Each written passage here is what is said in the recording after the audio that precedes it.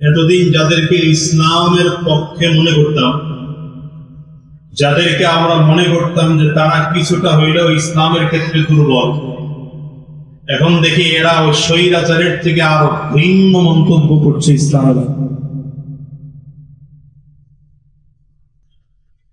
এরা ওই স্বৈরাচারের মতো মাহফিল বন্ধ করে দেওয়ার চক্রান্ত, হালকাই জিকির মাসিক ইস্তেমা বন্ধ করে দেওয়ার চক্রান্ত। কথা বলেন না কেন? দাড়ি টুপি দেখলে এদের মেজাজ গরম।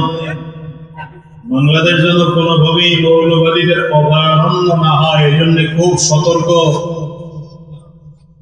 শুধু তাই না, এর মধ্যে আরেক পাগল, তার কতগুলা শীর্ষে আল্লাহ ভালো জানেন। এই লোক বলতেছে নাকি মানে হুজুরদের স্ত্রীদেরকে লক্ষ্য করে বলে যে হুজুরদের বাচ্চা পেটে নিবেন না। আরো আসতে করেন না।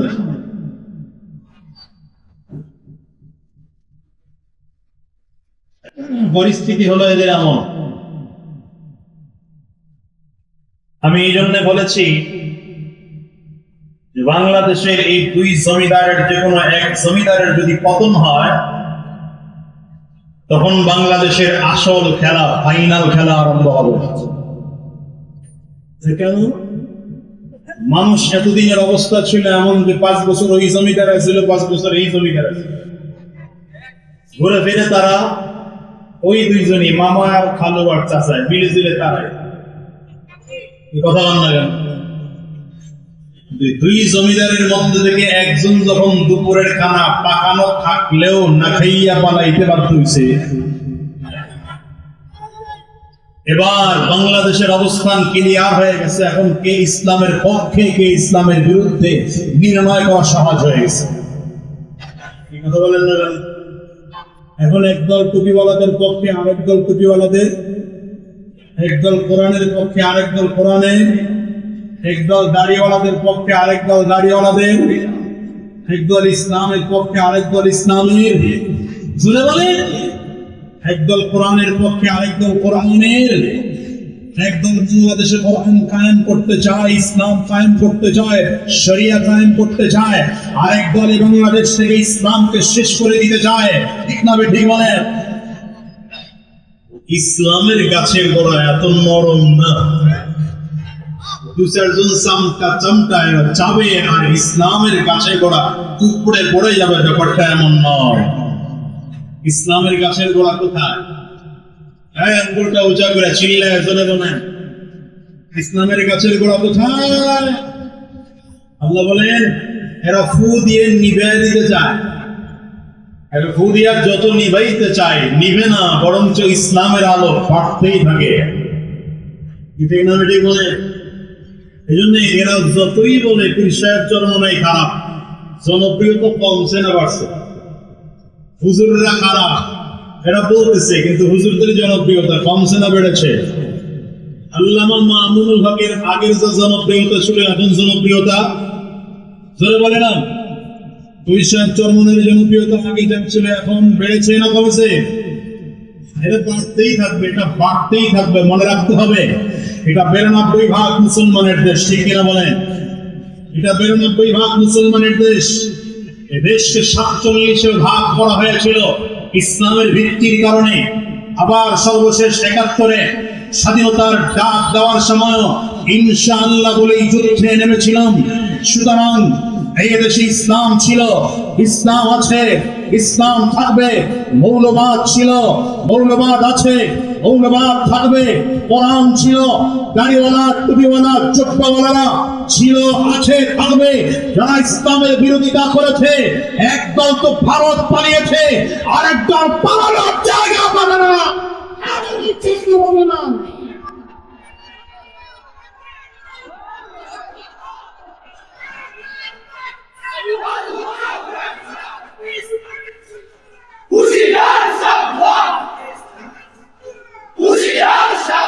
এক স্বৈরাচারের ভয়ে আরেক স্বৈরাচার ইঁদুরের গর্তে পালিয়েছিল। কিন্তু এবার যদি ইসলামওয়ালা মুসলমানরা একবার খেপে যায়, মুসলমানদের হাত থেকে, ইসলামওয়ালাদের হাত থেকে পালাবার জন্য ইঁদুরের গর্ত পাইবে না। কারণ কথাবার্তা বলার সময় সাবধান নিবা। কথা বললে কেন? আলেম ওলামাদেরকে ঘরে করতে যা মনে চাই তাই গালি দেবে, এটা হয় না।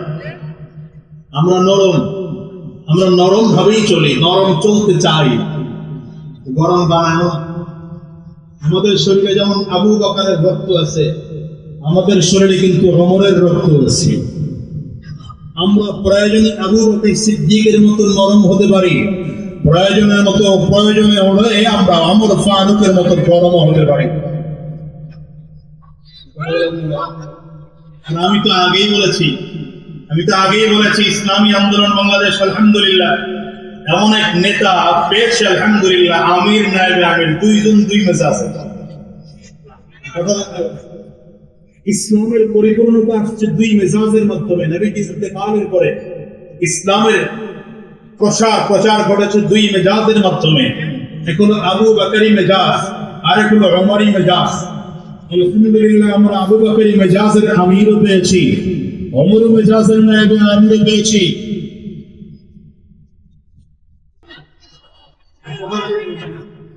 যদি প্রয়োজন হয় মাথায় হাত দিতে আমরা দিতে রাজি, যদি পিঠে হাত দিলে তুমি সংশোধন হও, পিঠে হাত দিতে রাজি।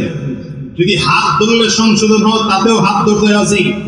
যদি বলো পায়ে ধরলেও সংশোধন হবো, সংশোধন করতে রাজি। কিন্তু ইসলাম নিয়ে কথা বললে তোমার সামনে তরবারি নিয়ে দাঁড়াইতে হবে, অধিকার করবো না। ঠিক কিনা? ইসলামের পক্ষে থাকতে তৈরি আছো, ইসলামের পক্ষে থাকতে তৈরি আছো। যদি রক্ত দিতে হয় রক্ত দিবা, যদি জীবন দিতে হয় তৈরি আছো। যারা তৈরি আছো দাঁড়িয়ে নাও।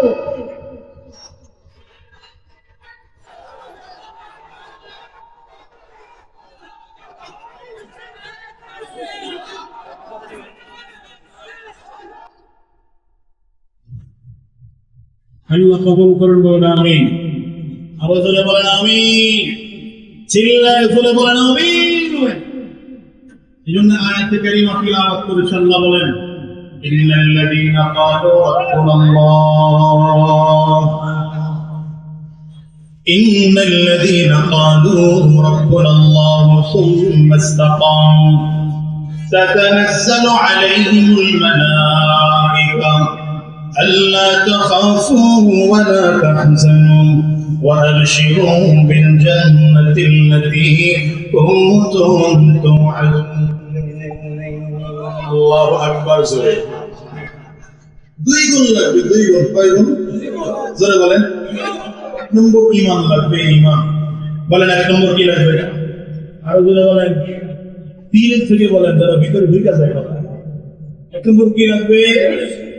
দ্বিতীয় নম্বর, ঈমান যে এনেছি এই ঈমানের উপরে অটল আর অবিচল থাকতে হবে। সব সময় অটল অবিচল থাকতে হবে। হ্যাঁ, কখনো কারোর সাথে প্রয়োজনে আপোষ করা যাবে বা দিলের সাথে কখনোই কোনো আপোষ টাপোষ চলবে না। হ্যাঁ, কথা বন্ধ হয়ে গেল। যদি যারা মনে চায় আপোষ করা করবে, কি কথা হয় না। যদি কারো আপোষ করতে মনে চায়, তার মাথায় একটু টুপিটাপি থাকবে, ঠিক আছে। কিন্তু আমি তো মনে করি 5 আগস্টের পরে এখন বর্তমান বাংলাদেশের সিচুয়েশন হচ্ছে একদল ইসলামের পক্ষে থাকবে, আরেক দল ইসলামের বিরুদ্ধে থাকবে। এছাড়া দ্বিতীয় কোন জায়গায় লিয়াজুর সময় এখন আর নাই। এখন যদি কেউ মাথায় টুপি রেখে পাকড়ে বেঁধে জুব্বা টুব্বা পরে লিয়াজু পরে চিল্লায়, আমি বলবো তোমার নামে আল্লাহ ঠিকই থাকবে, জাতির কাছে চিরজীবন হয়ে থাকবা।